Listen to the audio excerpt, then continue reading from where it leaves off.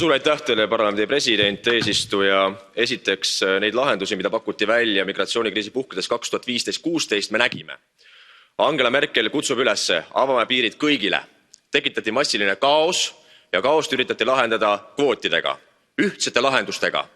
Ja mis see tekitas? See tekitas Euroopa Liidu kriisi. Ehk minu sõnum on see, et igasuguse survega kvootidele või jagamistele viib Euroopa Liidu lõpuni. See tekitab lõpliku kriisi Euroopa Liidule. Teiseks, ma olen korduvalt käinud pagulaslaagrites Kreekas, Ateenas, Lesbosel. Ja nimetada kõiki migrante pagulasteks on otsene valetamine. See on valetamine. Üle 80% inimestest 2015-16 ei olnud Süüriast sõjapiirkonnast.